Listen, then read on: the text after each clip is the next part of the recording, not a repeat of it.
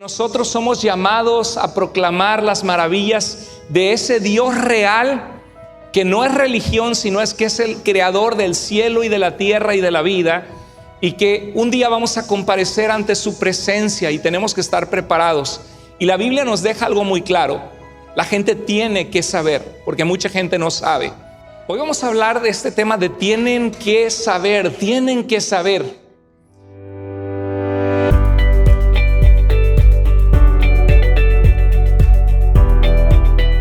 Y quiero hablar acerca de por qué existimos como iglesia, por qué hacemos eventos como iglesia, por qué compartimos en las redes sociales la palabra de Dios. Algo que quiero darle las gracias sobre todo al Señor por su misericordia, su gracia, y a cada uno de ustedes. Es que este mes pasado llegamos a 30,000 suscriptores en nuestro canal de YouTube. Gloria a Dios, 30,000 suscriptores. Y estamos llevando la palabra de Dios a través de los estudios para niños. Hay unos estudios que dicen estudios para niños, pero en realidad son para toda la familia. Conozco a muchas niñas de 60 y 50 años que les encanta esos estudios.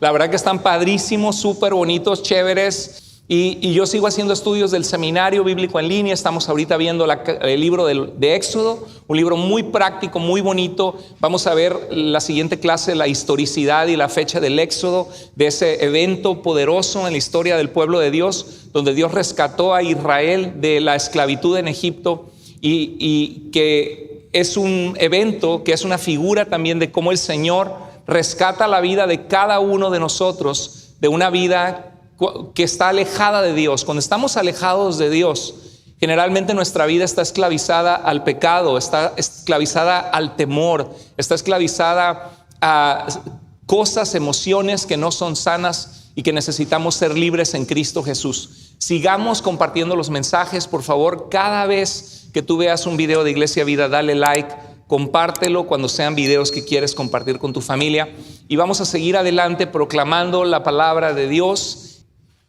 Hoy vamos a hablar de este tema de tienen que saber, tienen que saber. Imagínate que me acuerdo del terremoto de México de 1985, ¿no? El 19 de septiembre. Y me van a decir, está bien viejo el pastor. Bueno, ¿se acuerdan de ese terremoto terrible? ¿Cuántos decenas de miles de personas fallecieron entre los escombros? Acaba de haber un terremoto muy feo en Turquía. Imagínate ¿qué diferencia haría que alguien te dice, salte de tu casa porque a las 3 de la mañana va a temblar? Eso es la diferencia entre la vida y la muerte y salvarte.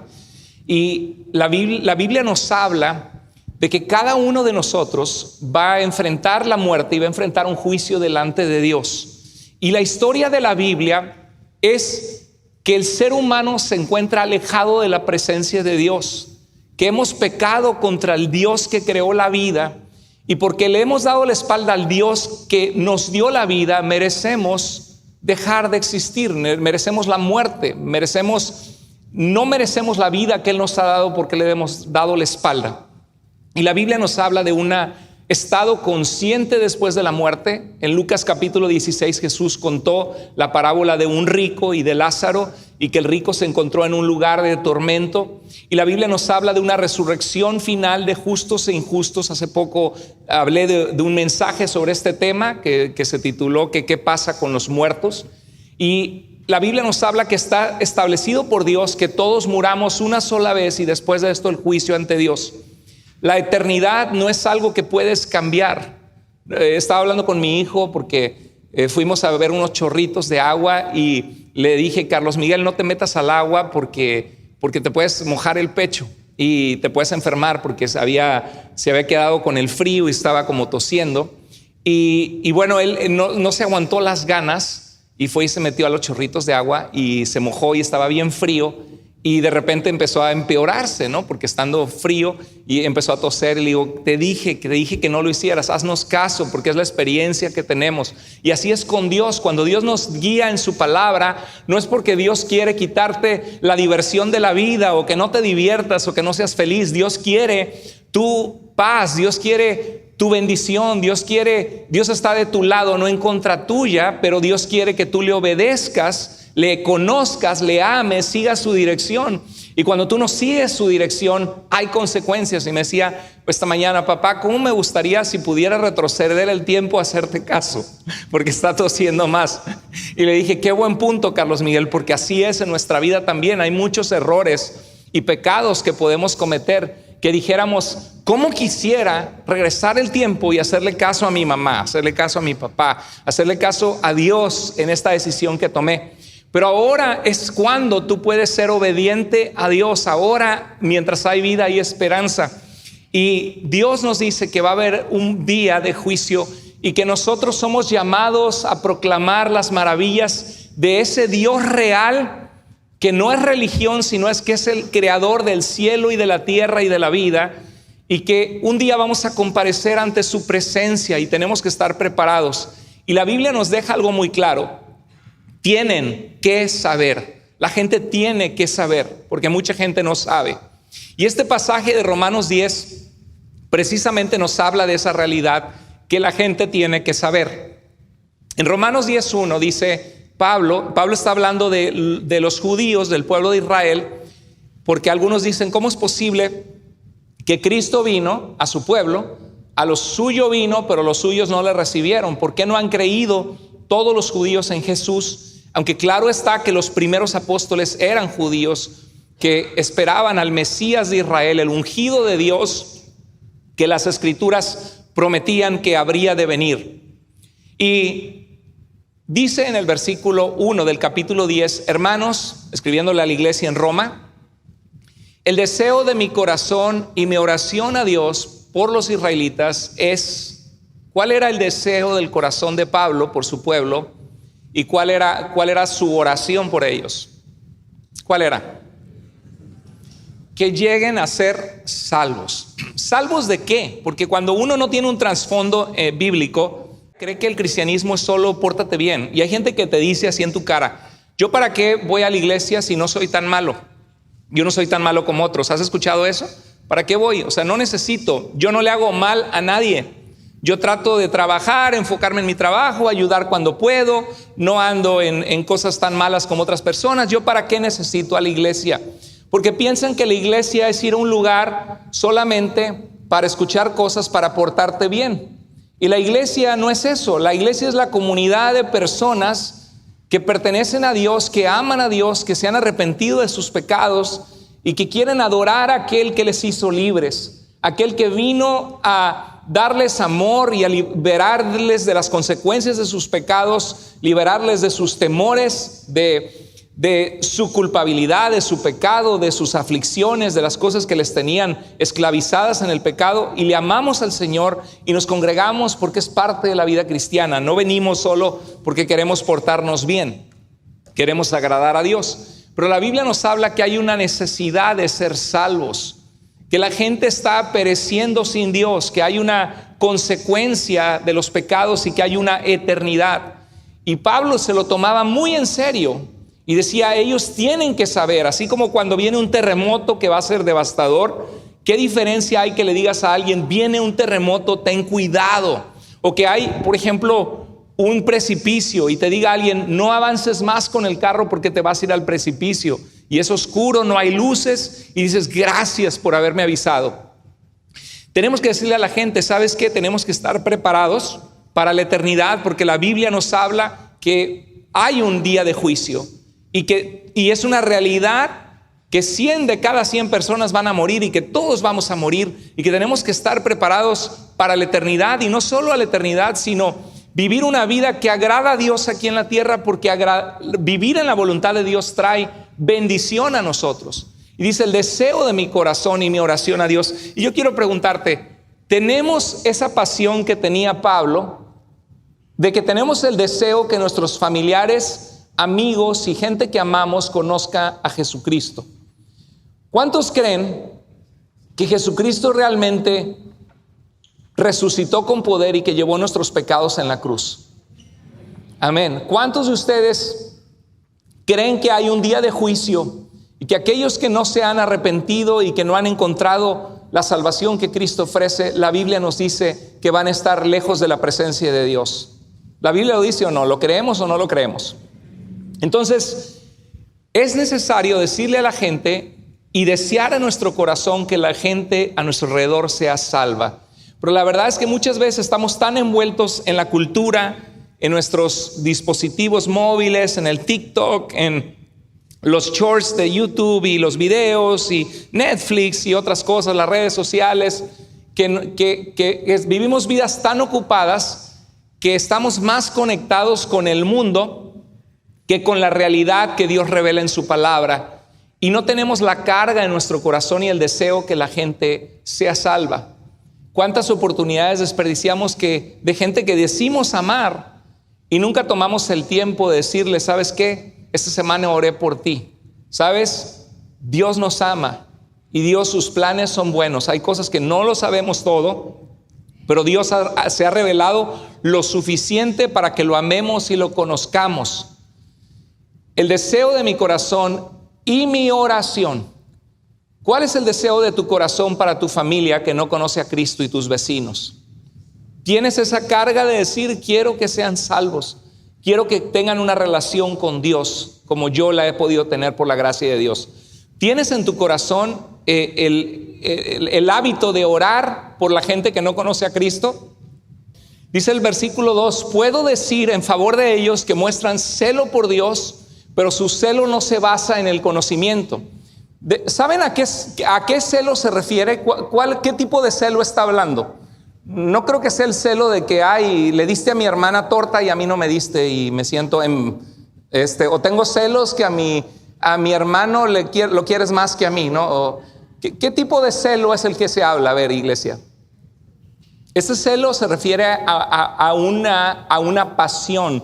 Dice, ellos muestran celo por Dios, o sea, muestran que les importan las cosas de Dios, muestran pasión por las cosas de Dios porque están en las Escrituras, en la Tanaj, en el Antiguo Testamento hebreo, están leyendo la Torá, el Neviim, los profetas, Ketubim, los escritos, y van con celo al templo en Jerusalén, o van a la sinagoga, los judíos, y se muestran celo por Dios.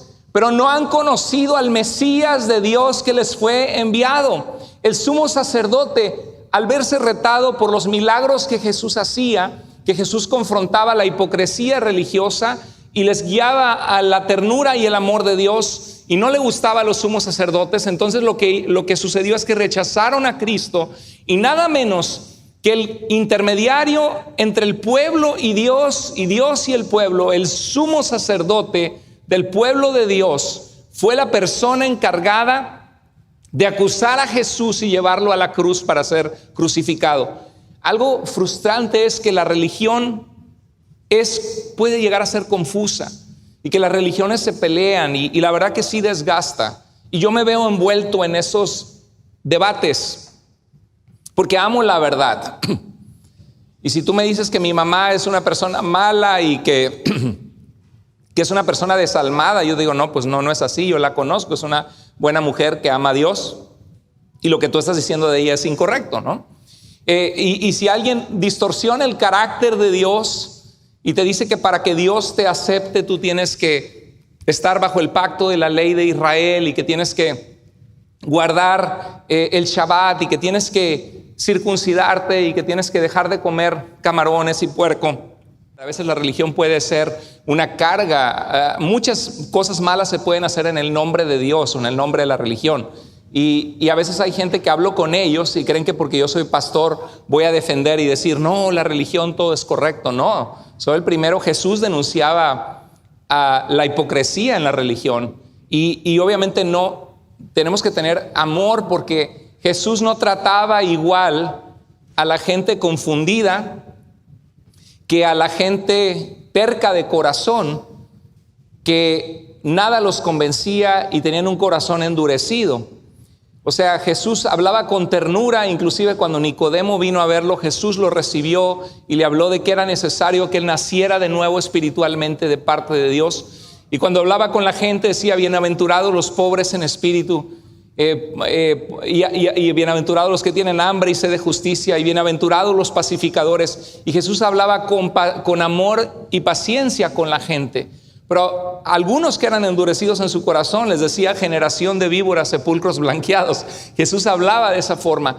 Entonces, como pastor, uno puede reconocer cuando hay gente que lucra con la fe, cuando hay gente que utiliza la religión para manipular, engañar, en todos los ámbitos, ¿no? Desde el abuso de niños, de sacerdotes pederastas, hasta encubrimientos de abuso sexual en el Salón del Reino con los Testigos de Jehová, o en iglesias de nuestra denominación, si hay algún líder de jóvenes o algún pastor que hace una fechoría, eso debe ser condenado, ¿eh? Y nuestra iglesia igual, todos los que servimos, nosotros te vamos a amar y te vamos a agradecer tanto tu servicio a Dios, pero si alguien en nuestra iglesia hace algo malo contra un niño, contra una jovencita, contra alguien que abusa la inocencia o abusa de la confianza, no te vas a salvar en nuestra iglesia, porque vamos a hacer lo correcto por amor de la gente. Vamos a cuidar la vida de la gente. No podemos conocer el corazón y lo que cada quien hace, pero a veces en el nombre de la religión se hacen cosas terribles, y dice que muestran celo por Dios, pero su celo no se basa ¿en qué cosa?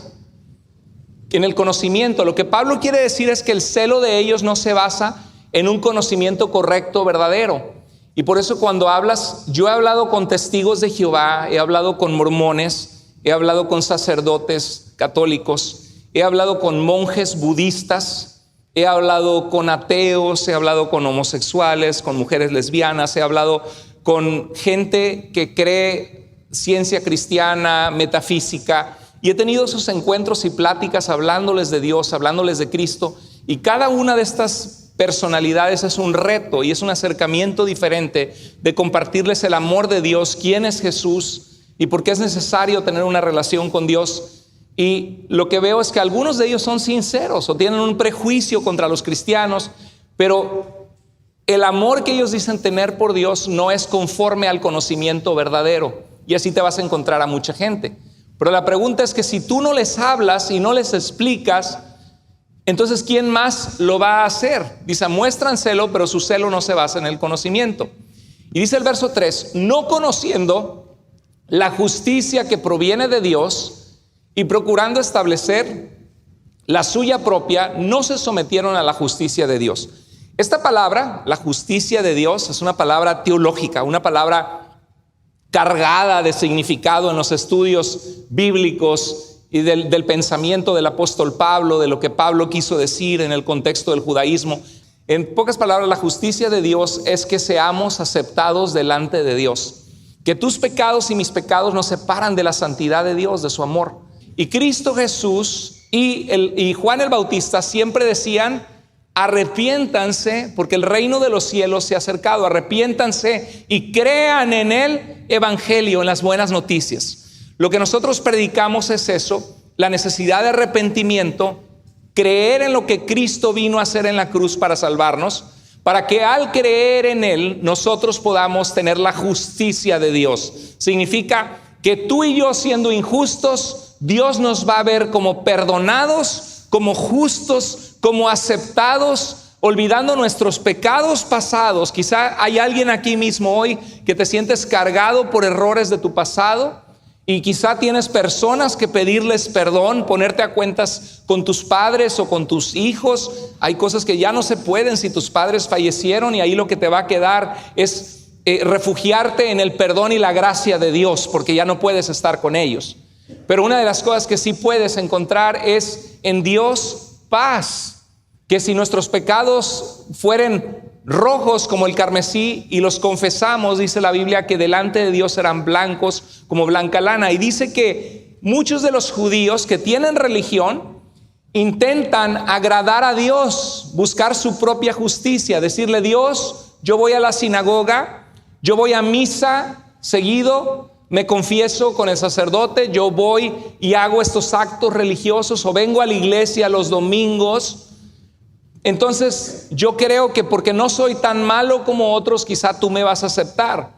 Pero no es que el ser humano busca agradar a Dios para que Dios nos salve, sino que venimos a Él con nuestros pecados, nos arrepentimos, clamamos a Él y Él nos salva, cambia nuestro corazón, y como resultado comenzamos a vivir una vida de gratitud, agradándole al Dios que nos ama. Entonces dice, no conociendo la justicia que proviene de Dios y procurando establecer la suya propia, no se sometieron a la justicia de Dios. De hecho, Cristo es el fin, el propósito final de la ley, y hasta donde la ley nos llevaba era Cristo, para que todo el que cree sea ¿qué? Declarado justo por Dios, sea justificado. Y esto es similar a lo que Pablo le dice a los Gálatas en el capítulo 3, verso 24. Dice, la ley vino a ser nuestro guía. Señor, ¿cómo te conozco? Pues aquí está la ley que dice,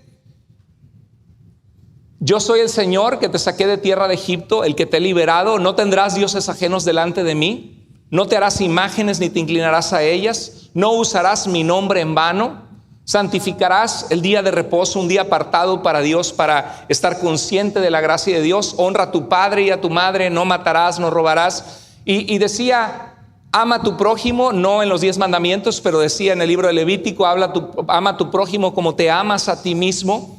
Y decía en Deuteronomio, amarás al Señor tu Dios con todo tu corazón, con toda tu alma y todas tus fuerzas. Entonces la ley de Dios que Dios le dio al pueblo, cuando abrimos el libro de la ley, lo que es guiarnos de la mano y decir, mira, así se agrada a Dios. No robes, no mates, honra a tus padres, ama a Dios con todo tu corazón, ama a tu prójimo como a ti mismo. Pero el problema es que caminábamos y nos tropezábamos y pecábamos y fallábamos, y la ley no podía cambiar nuestro corazón. Como decía Pablo, el querer hacer el bien está en mí, pero a veces no el hacerlo, miserable de mí. Y así aún el cristiano tiene una lucha contra el pecado. Pero lo que nos revela la Biblia es que Cristo vino a llevar en su cuerpo nuestros pecados para que seamos reconciliados con Dios. No te esperas a ser perfecto o a obedecer a Dios para buscarle. El Señor quiere que vengas así como estás y reconozcas tus pecados, te pongas a cuentas con Él. No vas al doctor cuando te curas, vas al doctor cuando estás enfermo. Y así es la iglesia. La iglesia es un hospital de pecadores, es un hospital de personas que reconocen su necesidad de Dios y que comienzan a caminar por la fe, obedeciendo al Señor. Y dice que la ley fue nuestro guía encargado de conducirnos a Cristo, porque por nosotros mismos no podíamos agradar a Dios, a fin de que seamos declarados justos por medio de la fe. ¿Qué es la fe? Que confías en Dios y comienzas a seguirle.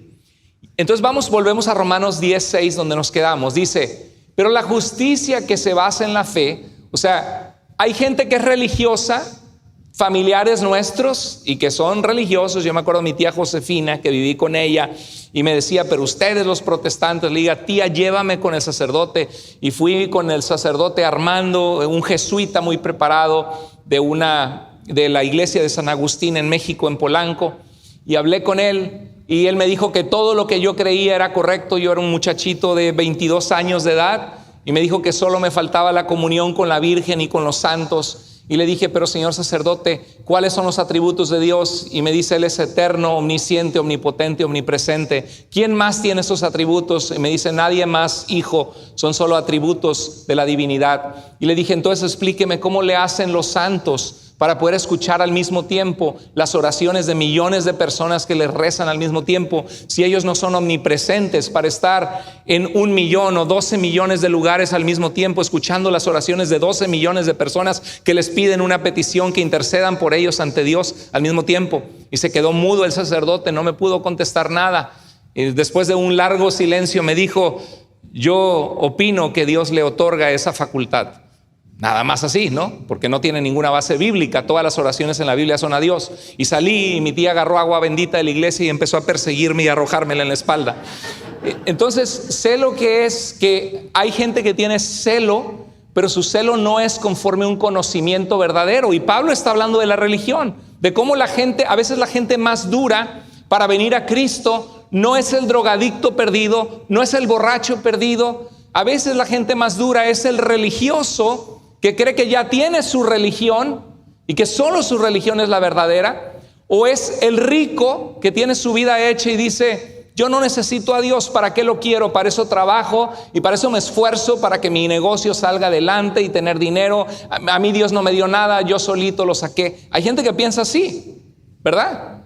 Entonces, a veces es la gente, a veces es el tener todo lo que, y tener religión lo que te dice, no, yo no creo, ¿no? Y te lleva al orgullo. Y Pablo está hablando de que muchos judíos están con esa, dice que es como una venda que tienen sobre los ojos, que es quitada por Cristo. Lo dice en 2 Corintios capítulo 3.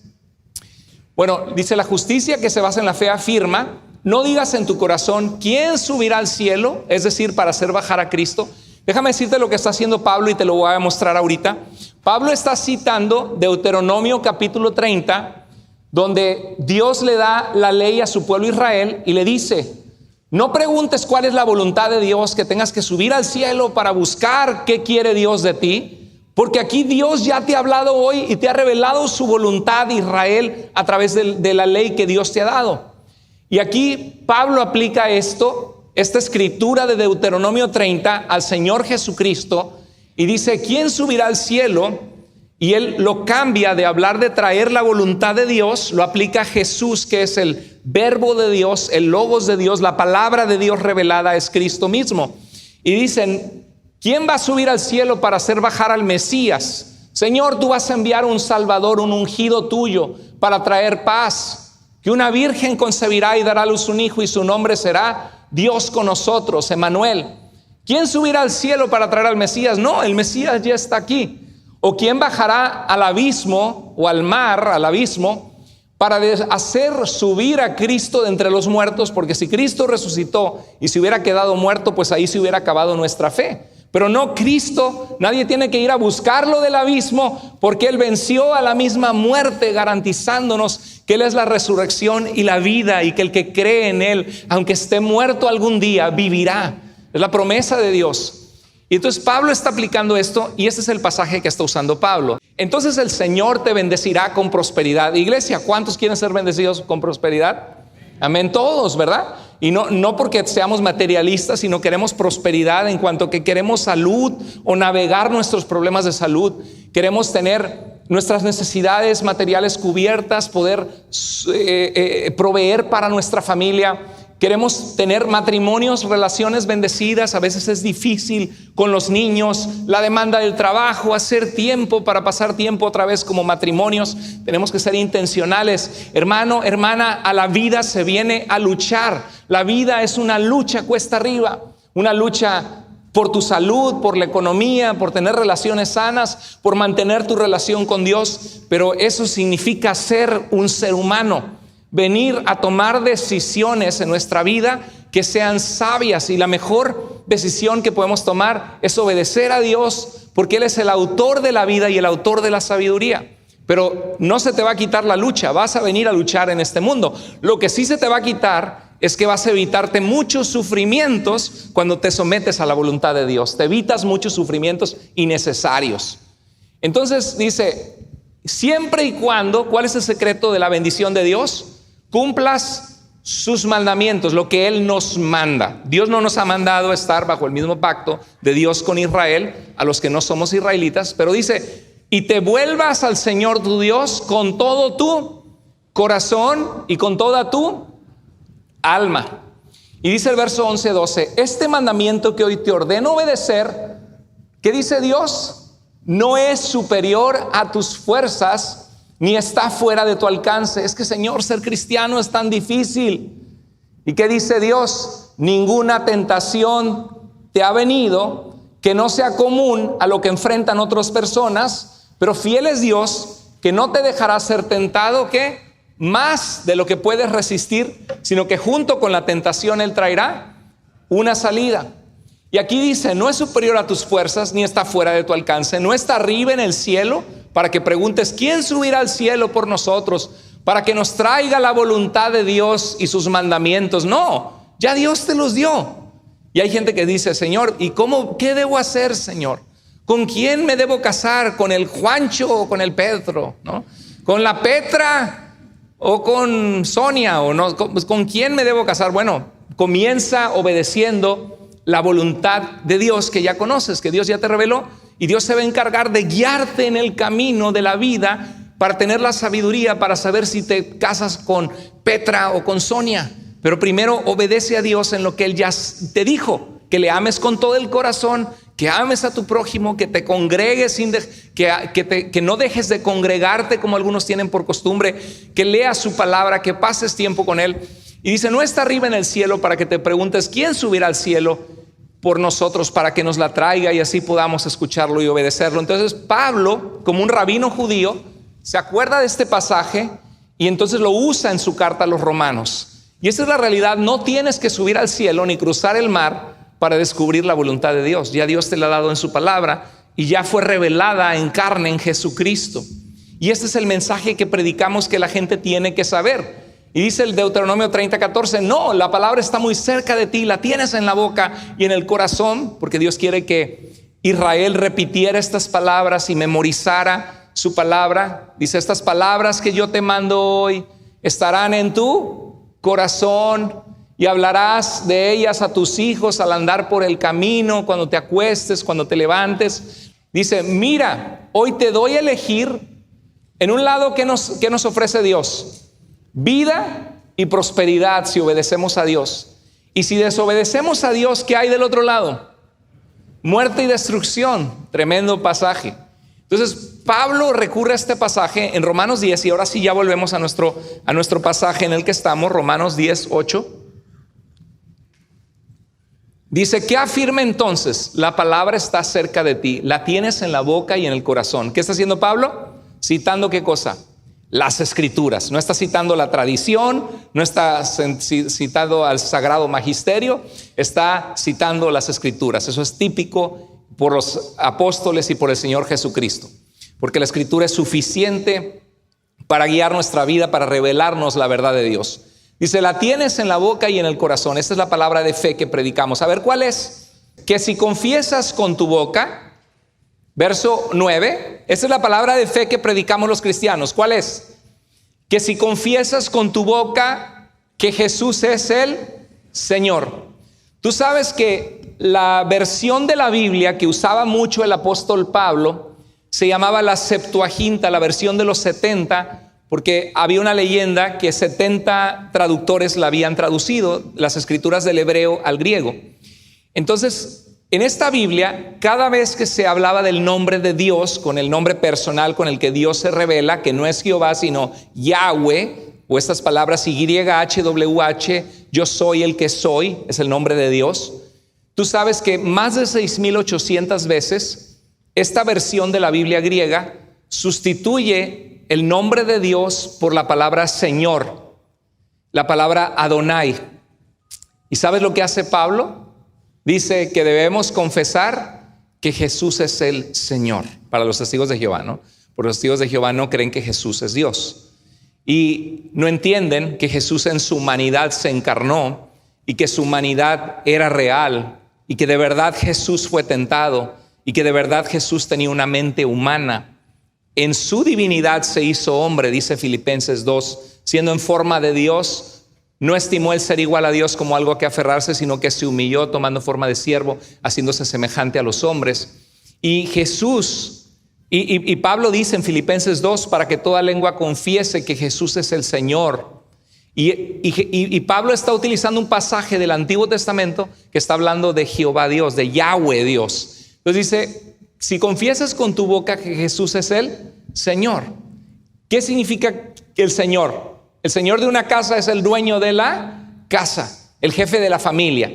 Que Jesús es el Señor es que Él es el amo y dueño de la vida que Él creó. Porque la Biblia dice que todo fue creado por medio de Él y para Él.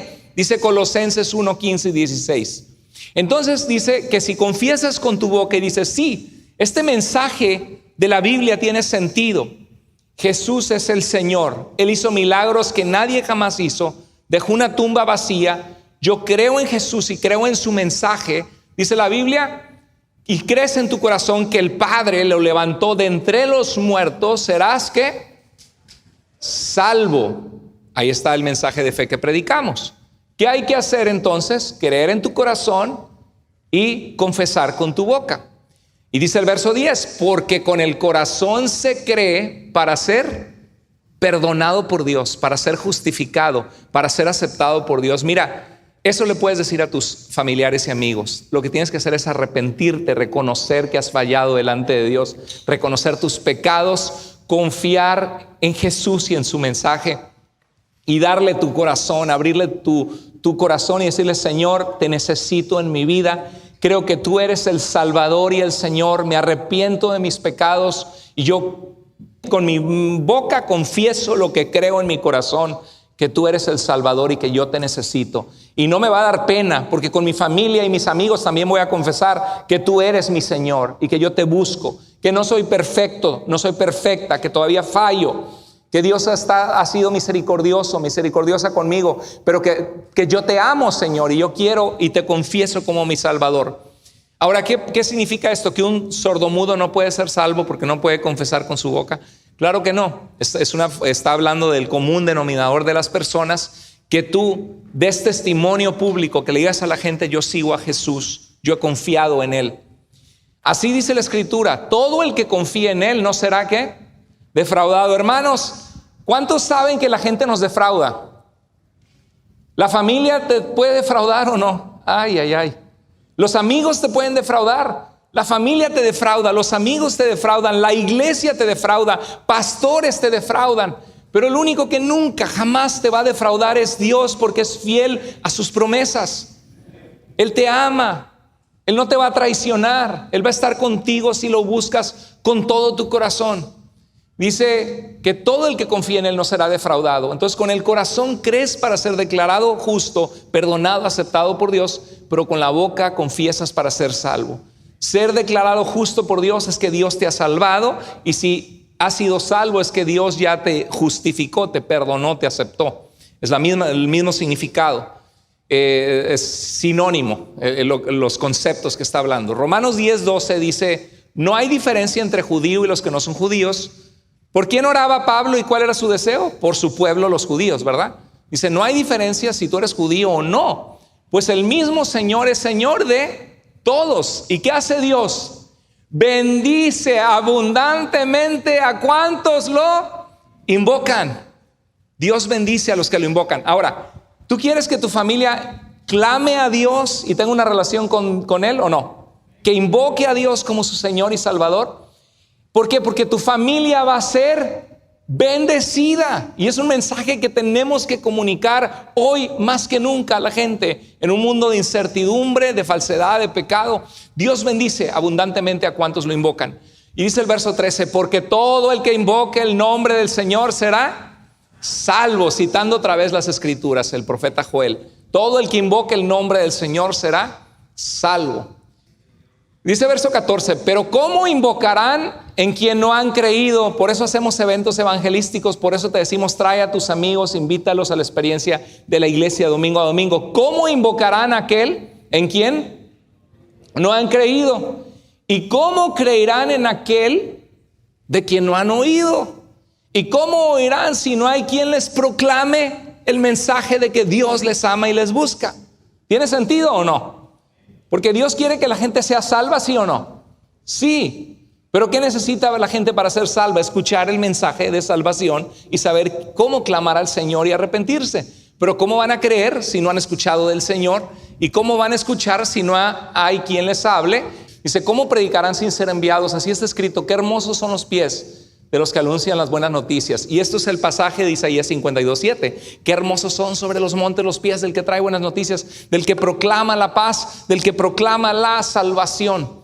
Y dice el verso 16: sin embargo, ¿qué dice? No todos los israelitas ¿qué? Aceptaron las buenas noticias. O sea, prepárate para que tu familia te va a rechazar. Va a haber gente que va a decir: ya te lavaron el cerebro los protestantes, o esta secta donde vas, o en tu iglesia, o los aleluyos, y hasta al ratito ya tienes 3 meses viniendo a la iglesia y hasta te van a decir: ¿qué pasó, pastor? O monja, o no sé cómo te van a decir, porque empiezas a buscar las cosas de Dios. Entonces Jesús dijo que vas a ser rechazado por su mensaje y que eres bienaventurado por eso, así que no te sientas mal. Dile: gracias, Señor, que la gente puede ver una diferencia en mi vida, y gracias, Señor, que no me están azotando ni agarrando a pedradas como tus siervos en la Biblia, o ahorita mismo en países musulmanes o comunistas. Señor, gracias a Dios que puedo hablar de ti, Señor. Y dice Como dice Isaías, Señor, ¿quién ha creído nuestro mensaje? Vas a ser rechazado. Iglesia, ¿vamos a ser rechazados o no? Sí, pero dice la Biblia que estemos preparados para presentar defensa con amor y con mansedumbre de la esperanza que hay en nosotros. Así que la fe viene como resultado de oír el mensaje, y el mensaje que se oye es ¿qué? La palabra de Cristo. Tienen que saber, hermanos. Este es el pasaje de Romanos 10. Pablo habla de que tienen que saber. ¿Cómo oirán? ¿Cómo creerán si no han escuchado de Jesús? ¿Y cómo van a escuchar si nadie les ha hablado? ¿Y cómo les van a hablar si alguien no va y les habla? Si no son enviados a decirle a otros lo que Cristo ha hecho. Quiero terminar con algunos puntos importantes, ¿sí? Dios es el motivo de la vida y Él es la pieza que falta en el corazón. ¿Cuántos de nosotros hemos comprobado eso en nuestra vida? Yo lo sé.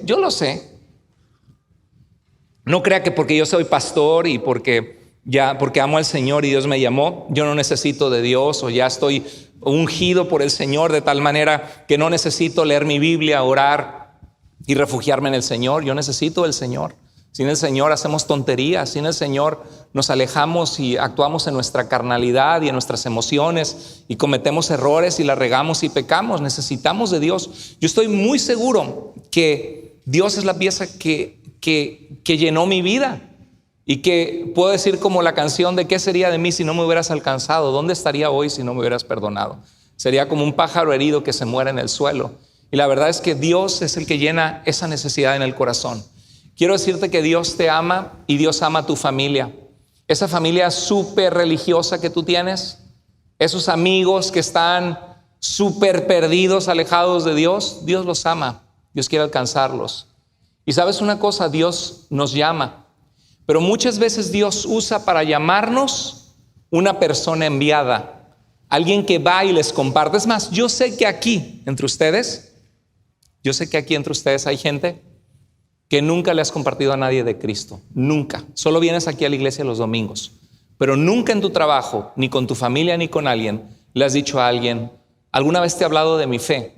¿Alguna vez te he dicho lo que Cristo significa para mí?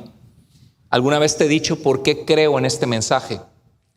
¿Me permites compartirlo? Hermanos, yo sé que aquí hay gente que nunca en tu vida le has compartido a alguien de Cristo. Y quizá Dios te está diciendo: hijo, hija, eso no está bien. Yo no te salvé solo para que tú te salves, sino también para que compartas con otros lo que yo he venido a hacer. Dios llama a la gente a través de ti, a través de mí, a través de su palabra.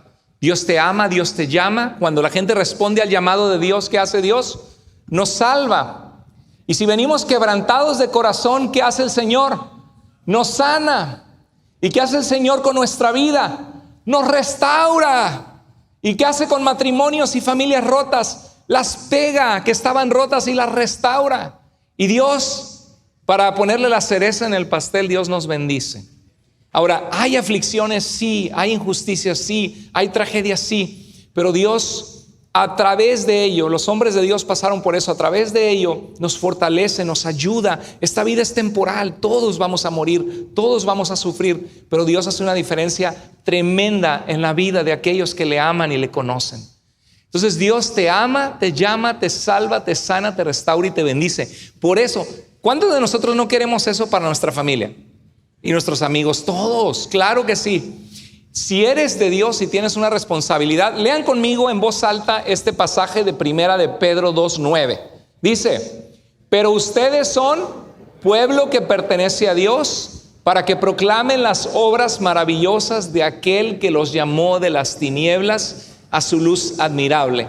¿Para qué te salvó el Señor? ¿Para ser qué? Pueblo que ¿qué? Que pertenece ¿a quién? A Dios. Tenemos dueño, tenemos protector, tenemos un Padre. Y dice, ¿para qué? ¿Con qué propósito también nos salvó el Señor? Para que proclamen las obras maravillosas de aquel que los llamó de las tinieblas a su luz admirable. Quiero animarte que hagas 3 pasos porque dices: pastor, yo no sé cómo compartir de Cristo. Bueno, te doy 3 pasos rapidito. Acércate. Si no te acercas a alguien, ¿le vas a hablar de Cristo? Nunca. Toma la decisión y acércate. Extiende tu mano. Hola, ¿cómo estás? Mucho gusto, soy Jorge. Mucho gusto, soy Carlos Andrés. Mucho gusto, soy María. ¿Cómo está? Es la primera vez que viene, ¿sí? ¿Qué haces una vez que te acercas? ¿Te quedas callado y agachas la cabeza con pena? No, te interesas en la gente y eso significa que inicias una conversación y te conectas. Si quieres, tomarle una foto. Y lo que haces es acércate, interésate, ten una conversación y conéctate. Y una vez que tienes esta conversación, ¿qué haces? Compárteles de Dios, lo que Él significa para ti. Y dices, pastor, es que no sé qué compartirles, no sé ni por dónde empezar. Usted habló de la justificación y de que 500 páginas de los teólogos. No tienes que decirles nada de utilizar ese tipo de lenguaje. Es un lenguaje sencillo. ¿Qué le comparto? Bueno, compártele lo que Dios ha hecho en ti. ¿Cuántos de ustedes Dios ha hecho una diferencia grande en sus vidas?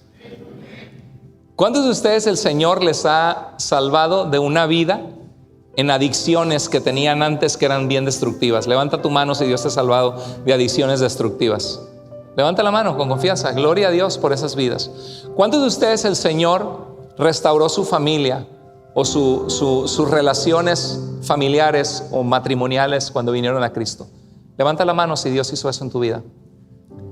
Gloria a Dios.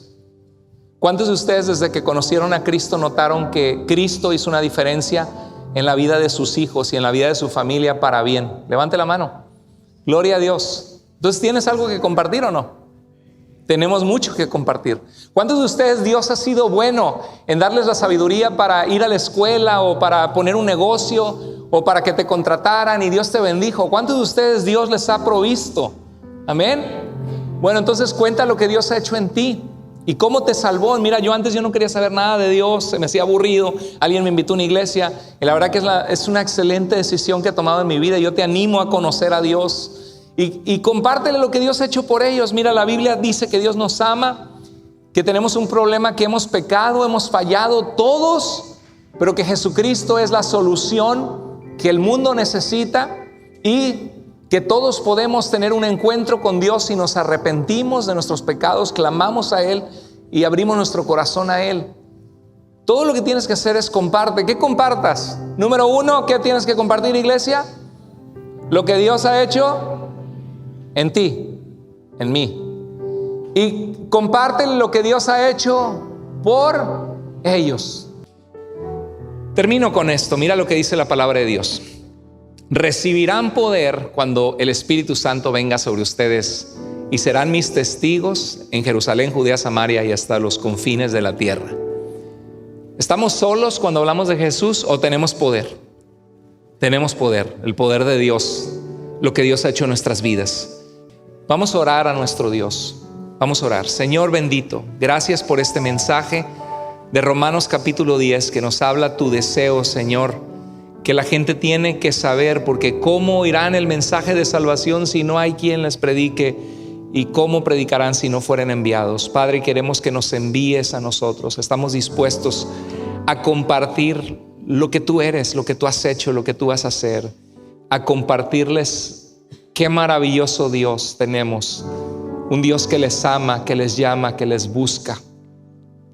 Y la bendición que hemos recibido en este lugar de sana doctrina, en este lugar que Iglesia Vida para muchos de nosotros es una familia en la fe que amamos, que le damos gracias a Dios por ellos, por cada uno de nuestros hermanos y hermanas en Cristo en este lugar. Gracias por los ministerios, Señor.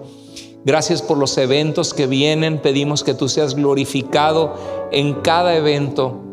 Y te pedimos por nuestra juventud, Señor, que te conozcan, que te amen, que sean formados por tu palabra para ser bendecidos en su vida, en su familia, en su futuro. Señor, ayúdanos a tomar el reto de compartir de ti.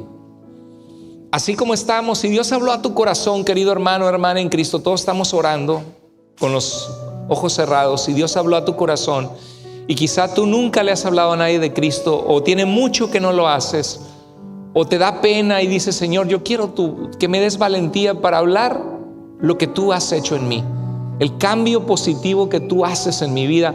Dame el valor y el amor para decirle a alguien que Dios les ama y para invitarles, Señor, a que te conozcan. Yo quiero, Señor, ser un portavoz. Quiero ser una de esas personas enviadas Porque ¿cómo irán si no hay quien es enviado a decirles, a advertirles, a compartirles qué bueno eres tú, Señor? Usa mi vida para que otros te conozcan. Si Dios habló a tu corazón, levanta tu mano en tu lugar, dile: Señor, heme aquí, envíame a mí, aquí está mi vida. Yo quiero ser una persona que comparto tu palabra con otros, que a través de mí otros puedan escuchar, Señor, que tú les amas y ser transformados por tu poder. Habrá una persona. Dios te bendiga, Dios te bendiga, Dios te bendiga. Gloria a Dios. Padre, en tus manos encomiendo a tus siervos y a tus siervas. Bendíceles, guárdales, equípales, dales valentía y poder para compartir de ti, Señor. Llénanos de tu presencia y llévanos adelante como iglesia. En tu nombre precioso oramos. Te amamos, Salvador. Amén.